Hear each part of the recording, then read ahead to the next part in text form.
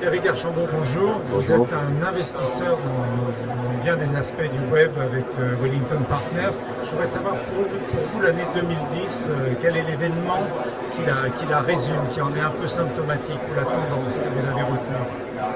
Je crois qu'il y a quand même beaucoup de choses qui se sont passées en 2010, beaucoup plus qu'on ne pensait au début de l'année. Je pense qu'une des choses les plus significatives, c'est quand même l'explosion de ce qu'on appelle le real-time web.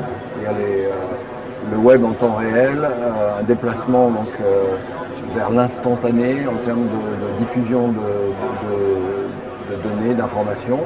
Et je pense que la consommation d'informations qui va depuis les news jusqu'à l'e-commerce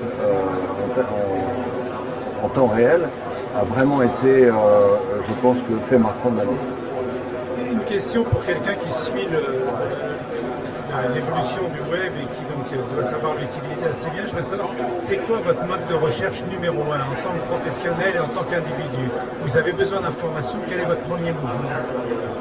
Alors, en fait, mon premier mouvement, il a été fait avant de faire le premier mouvement. C'est-à-dire que désormais, on est, on va dire, abonné à un certain nombre de streams qui vous arrivent et pour lesquels c'est assez facile de paramétrer les sujets qui nous intéressent. Donc on reçoit effectivement l'information au fur et à mesure qu'elle arrive.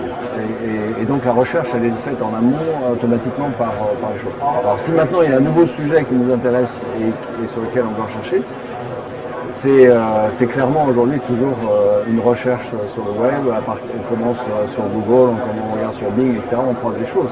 Mais je pense que justement, grâce à l'avènement du real-time web, on a cette tendance à préparer à l'avance les recherches qu'on va faire.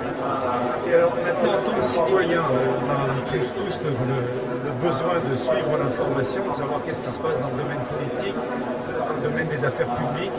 Comment vous faites? Quelle est votre méthode? Quels sont vos outils? Alors je vais peut-être vous surprendre, mais je pense que la vie politique est devenue tellement real-time que on perd un peu le fond. Et donc, personnellement, je suis revenu à lire plus de livres.